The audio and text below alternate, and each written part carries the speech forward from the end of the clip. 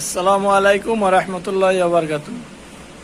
দুঃখের সাথে একটা কথা বলতে যাচ্ছি, জানাতে যাচ্ছি, সেটা হচ্ছে বর্তমান সমাজে আপনি যদি কারো ভালো কিছু করতে চান, ভালো কিছু করে দিতে চান, কারো উপকার করতে চান, বা আমি ব্যবসা করতেছি আপনাকে ব্যবসা বুঝিয়ে দিতে চাই, বা ভালো আপনাকে সাজেশন দিতে চাই, বা ভালো কোনো পরামর্শ দিতে চাই, তাহলে কিছু মানুষ আছে বলে আপনার লাভ কি?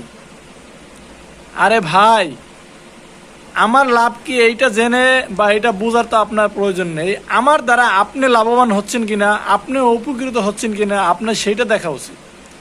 যদি হয় ভালো, না হয় আপনি আপনার মতো থাকেন।